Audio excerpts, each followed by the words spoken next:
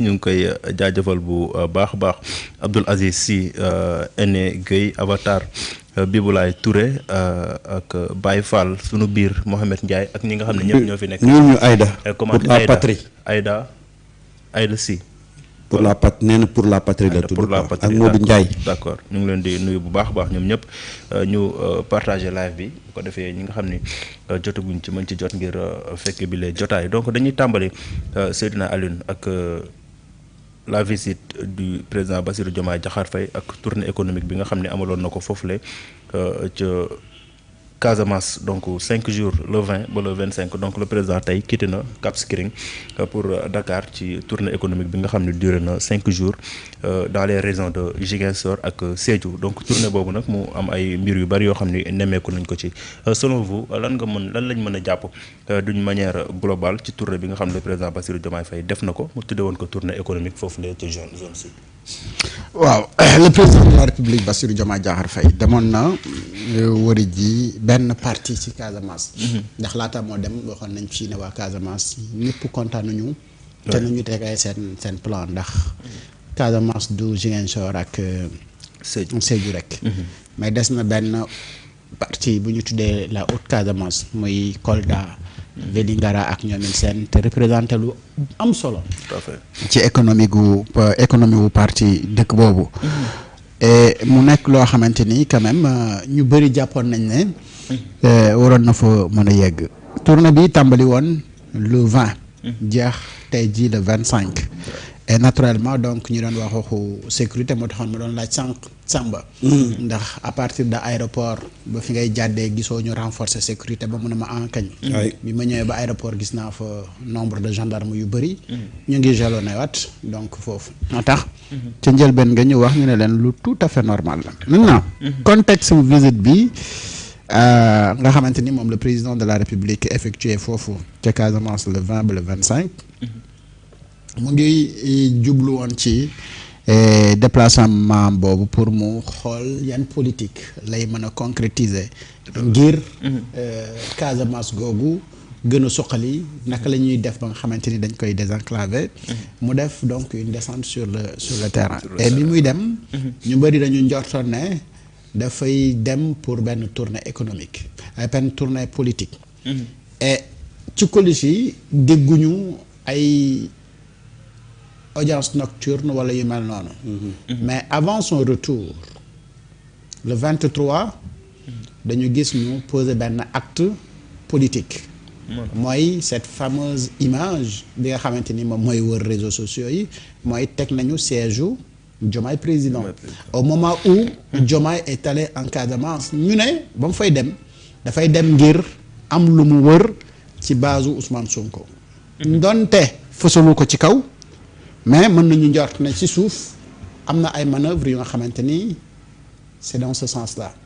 su dul loolu amul benn yoon pertinence moom à son absence de Dakar. gars yi di fësal ne coalition am ñoom ñu ngay wéy di def la ñuy def te moom ci ndigalam la ñuy agir.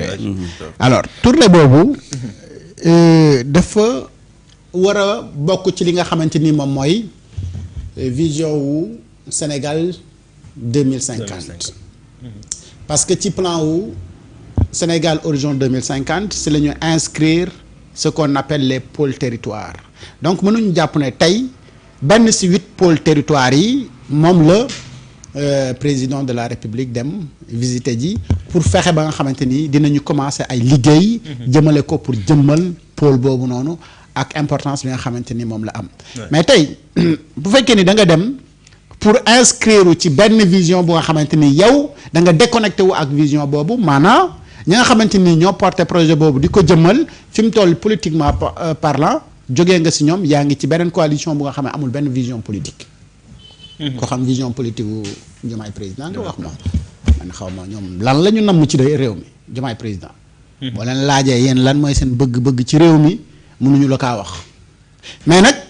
fa mu bokkoon ñoom am nañu bëgg-bëgg ci réew mi ba définir benn plan boobu c'est le sukkandiku pour mu dem visiter ji Casamance mais dañu gis ne laataa moo jógee foofu gën na acté donc désaccord am ak boobu donc zone la boo nga xamante ni également ci visite bi analystes yi dañ lay mën a wax ne sociopolitique dafay am parce que li nga xamante ni moom la fa Ousmane Sonko am bu fekkee ni da nga bëgg am fooy dem ak Ousmane Sonko ci politique faaw nga jéem a am as tuut soo fay am ndante xam nga ni mënoo am lépp maintenant li nga xamante ni moom moo am solo nag ci visite bi mooy le président de la République bi mu fa demee def na lancement des travaux d'aménagement yu nga xamante ni ci ay yoon la yuy jógee ci Casamance dem Sandiniéry Tanaf ba frontière u Guinée-Bissau loolu mu ngi tolloog 26 kilomètres yeneen projet majeur yi nga xamante ni def na ko mooy désenclaver li nga xamante ni moom mooy économie du sud en créant des ponts terminer yenn ponts yi nga xamante ni moo ngi réhabilitation route Ziguinchor Cap Skirring defar également yeneen initiative stratégique pour gën a dooleel tourisme bi ci zone boobu parce que zone la bu nga xamante ni dafa bëri ay zone touristique mais xam nga li nga xamante ni moom moo doon xew depuis des années moo tax à un moment donné nit ñi xawali mais également def na fa ñu pose première pierre du lycée national armé pour la qualité et l'équité et si visitam boobu ba léegi moom président de la République après mu defee projet boobu nga xamante ni dafay jublu ci mbirum éducation estimé à 10 milliards am na également benn hôpital bu nga xamante ni dal dina ko fay rafetlu defar gi ñu ko fa defar mooy hôpital militaire bi nga xamante ni moom moo fa nekk mais également côté agriculture ak développement local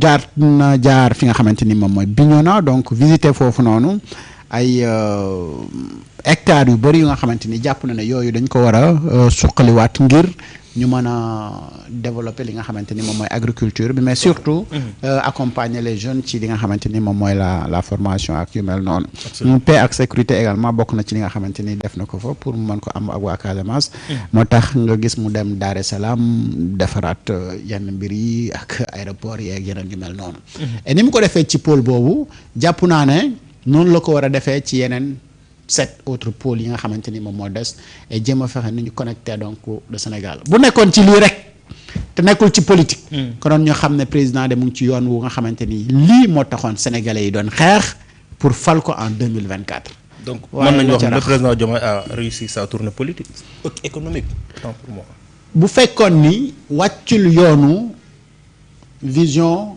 Sénégal 2050 konoon tey dañuy wax ne def na tournée économique bu parfait mais ci diggante bi li fi am ni politique loolu moo gàkkal soow d'accord waaw moi je pense que def na tournée économique du point de vue des actes moi ce qui m'a plus li ma ci gën a intéressé mooy rencontre bi mu des avec les forces de défense et de sécurité parce que loolu dafay bokk ci liy gën a stabiliser cette zone là bi nga xam ne at yi yëpp ñu génn dafa nekkoon benn zone bu instable donc consolider cette paix là maintenir cette stabilité là dafay baax surtout mu nekk zone boo xam ne dañ ko boole ci li ñuy wax les pôles économiques donc aujourd'hui la Casamance a besoin d'une stabilité durable et d'une paix durable ndax ñu mën ko exploiter potentialité yi nga xam ne moom moo am Casamance parce que Casamance au-delà de mu nekk un grenier Casamance peut être une région touristique du point de vue de son paysage de sa diversité culturelle du point de vue de sa situation géographique donc il y a beaucoup d'opportunités yu ñu war a exploiter zone touristique nag moom dafa ànd ak stabilité bu àndut ak stabilité mënul nekk zone touristique donc côté boobu dafa ma neex hôpital bi ñu fay ériger également hôpital niveau 4 géré par les militaires c'est une excellente chose maintenant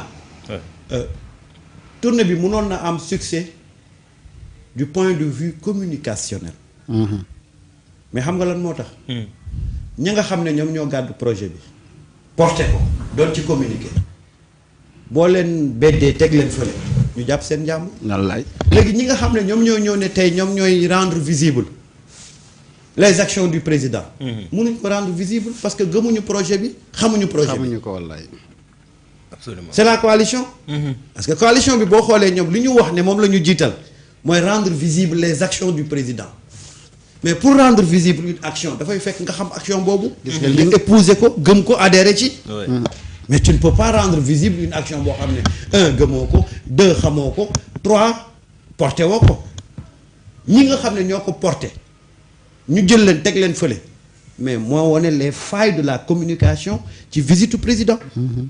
génnal nga def micro trottoir laaj les Sénégalais. lan la président def pendant ces 5 jours là. et pourtant. à part match bi ñu wane. pourtant am na benn appel d'investissement boo nga xamante ni président bi def na ko. waaw pour gars yi def agropole yi. à 109 milliards de francs. absolument. mais ñan ñoo ko xam. mais tey gis nga yow li nga ci tënk nii si dur bu gàtt bii ne loolu la président def ci visitam bi. waaw Sénégalais yi boo leen ko laajee xamuñu ko ah waaw. et loolu nag daf ko war a jàngal leçon lu tax moom saa su demoon sax journée set setal. bu yëkkatee brouette sax affaire bi def tole ci toile bi tey mu dem def benn visite 5 jours ak la mu fa jël yëpp ak fa mu visité ak la mu jël yëpp. ci lycée bi mu bëgg. hôpital niveau 4 bi désenclavé sud bi. relancer économie bi mbirum agriculture gars yi investir ci à hauteur de 109 milliards ak yeneen yu nga xamante ni def na ko defaraat yenn tali yi te loolu kenn waxu ci kenn gisul ne moom dem na Casamance pour def tournée économique mais y a un problème de communication. mais c'est ça. oui oui. et en plus. moom institution bi muy dem gars yi di ko solal chemise yu nga xamante ni da nga koy xool ne kii moom maa ngi koy door a gis président di ko door énormément de scandale. ba Casamance ga mu féete woon sax di seetaan match Sénégal c'était encore un autre scandale donc mu war a xam ne attention fi ma nekk nii du bërëb bu baax bi de ba ma nekkoon ca bërëb bu baax bi boobu la ma defoon lu baax yépp gars yi dañ ko doon gis waaye fi mu toll nii lu baax mënu ma koo def lu nit ñi gis lu waral loolu loolu nag moom mooy def rétrospection moom mooy toog jëmmi boppam tëju interroger jëmmam wut réponse bi ci boppam. parce que li ngay wër te mu nekk si yow boo génnee sa bopp doo ko gis de. doo gis tout à fait. du nag Mimi moo koy jox réponse bi wala keneen parce que ñooñu bu leen laajee pourquoi lii amul visibilité mënuñu koo jox réponse dañ koy gën a lëndëmal. mais c'est ça. lan moo taxoon. Yékini buy dem làmb ja may ndeb di ko woyal. mooy génne li ne ci moom. li nekk ci moom mooy. Balla Gaye kan moo koy tëggal xaw ma Adama Ngom. Adama Ngom lan moo tax mu tànn Adama Ngom. ndax li nekk ci moom moo koy génne. tout à fait. patriotes yi noonu lañ mel ci projet bi ñooy génne projet bi. li nga xam ne nag mooy sa force dans la communication nga jël ko teg ko fële moo tax nag visite bi daf ci war a jàngat lu bari. fi ko patriotes yi féetee. fi patriotes yi féetee projet bi que sans les patriotes mënu fi def dara loo xam ne dafay siiw. et c'est ça aujourd'hui le problème fondamental rien que du point de vue communication laa da ñëwaguma nag du point de vue politique mais du point de vue communication rek tey visitam bi flop bi am ci côté communication war na xam lu tax war na xam tey quels sont les rois de la communication ñan ñoo mën a tey jóg ne dañuy siiwal li muy def mu siiw. buñ ko fas yéene wul du siiw. c'est une leçon du point de vue politique.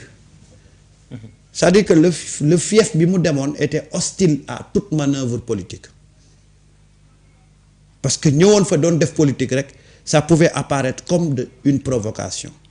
et l'appel de Sonko a calmé les ardeurs. bu ñu ci dugaloon politique rek mën na demee neneen.